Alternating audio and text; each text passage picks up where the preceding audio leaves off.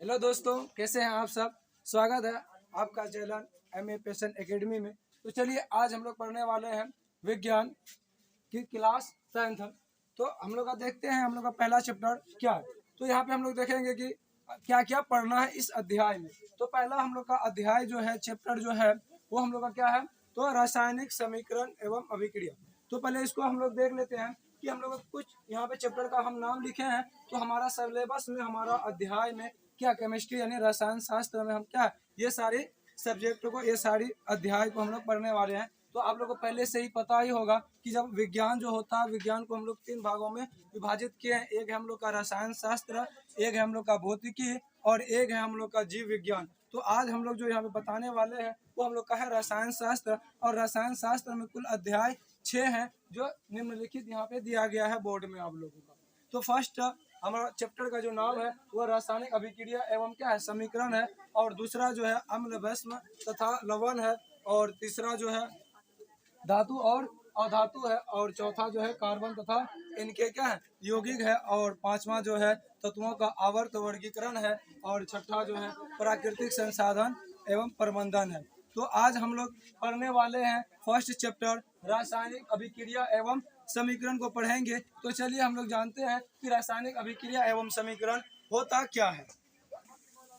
चलिए आज हम लोग पढ़ने वाले हैं रासायनिक अभिक्रिया। तो रासायनिक अभिक्रिया के बारे में हम जानते हैं कि हमारे दैनिक जीवन में रासायनिक अभिक्रिया होते रहता है।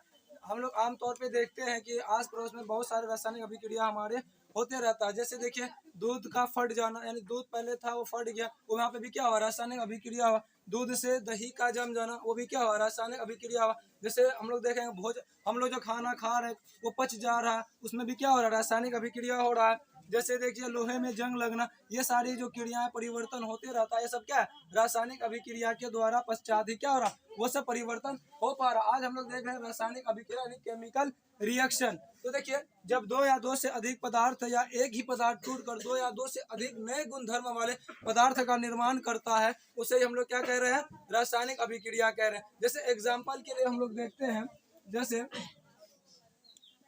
जैसे H2 प्लस Cl2 बन के क्या बन गया, 2HCl। यानी यहाँ पे जो दो दिए हम रासायनिक समीकरण को क्या किया, संतुलित कर रहे हैं। इसके बारे में हम आगे क्लास अपलोड होगी, इसके बारे में बताएंगे कि रासायनिक समीकरण का संतुलन कैसे किया जाता है। अब यहाँ पे देखिए, जैसे यहाँ पे क्या है, हाइड्रोजन गैस है और क्लोरीन गैस है, इन दोनों का अभिक्रिया हुआ और बन गया क्या, हाइड्रोक्लोरिक अम्ल बन गया, एक नया पदार्थ बन गया। जिस तरह से यहाँ पे देखिए दो भाग ले रहे हैं, एक हाइड्रोजन ले रहे हैं, एक क्लोरीन ले रहे हैं, और उत्पाद बन रहा है एक हाइड्रोक्लोरिक अम्ल। जिस तरह से ले लीजिए CaCO3, ये क्या टूट कर बनेगा CaO प्लस CO2 गैस, क्या बनेगा, CO2 गैस बनेगा। अब यहाँ पे देखिए ये कैल्शियम कार्बोनेट है, कैल्शियम कार्बोनेट है, इसको हम लोग क्या कहते हैं, संगमरमर भी कहते हैं, चूना पत्थर भी कहते हैं, खली भी कहते हैं, इसका सूत्र है। अब ये टूट गया, टूट कर क्या बना, कली चूना बना, CaO कैल्शियम ऑक्साइड, और क्या बना है, कार्बन डाइऑक्साइड गैस बना।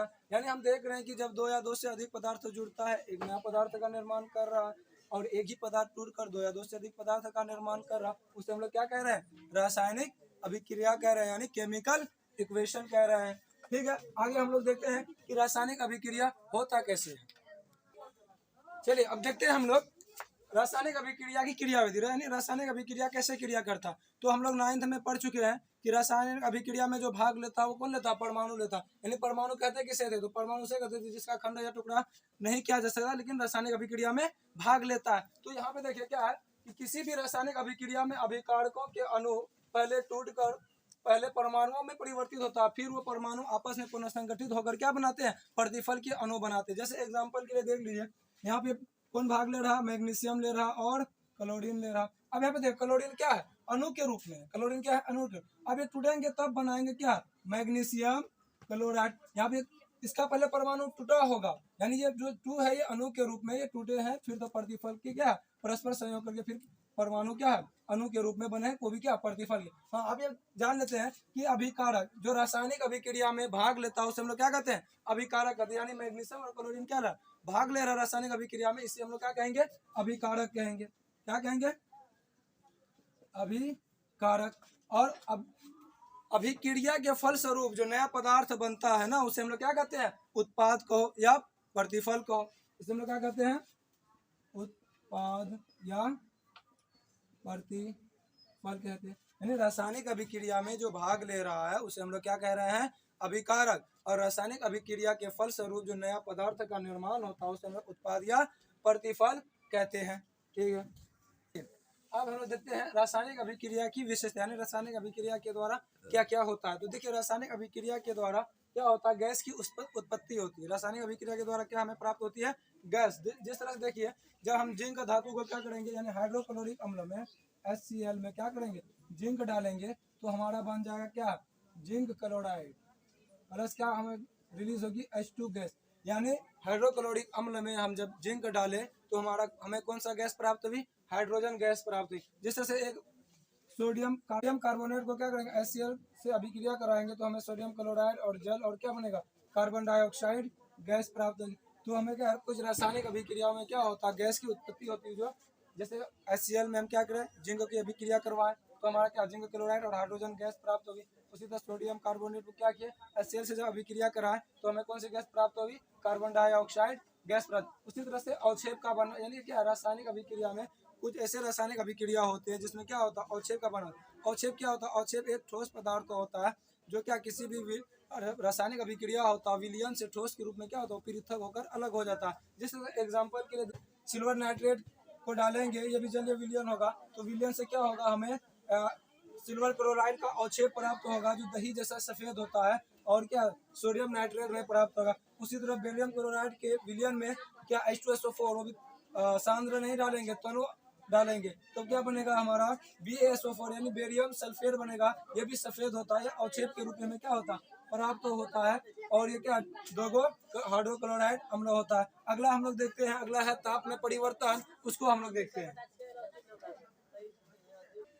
चलिए अब देखते हैं हम लोग रासायनिक अभिक्रिया की विशेषता में क्या है। जब रासायनिक अभिक्रिया होता है, बहुत सारे रासायनिक अभिक्रिया ऐसे होते हैं जिनमें क्या होते हैं, ताप में परिवर्तन होता है। जिस तरह से जब हम कार्बन और ऑक्सीजन की अभिक्रिया कराते हैं तो हमारा उत्पाद जो बनता है वो कार्बन डाइऑक्साइड बनता है, साथ साथ में क्या करता है, उष्मा का उत्सर्जन करता है, उष्मा हमें मिलता है। उसी तरह कैल्शियम ऑक्साइड को क्या करेंगे, जब जल में डालेंगे तो कैल्शियम हाइड्रोक्साइड बनाएगा और साथ साथ क्या देगा, उष्मा देगा। आगे हम लोग पढ़ेंगे कि ऐसे रासायनिक अभिक्रिया जिसमें उष्मा का क्या होता है, उत्सर्जन होता है, उसे हम लोग क्या कहते हैं, उष्मा क्षेपी अभिक्रिया कहते हैं। यानी ये दोनों जो अभिक्रिया हो रहा है कैसा हो रहा है, उष्मा क्षेपी अभिक्रिया।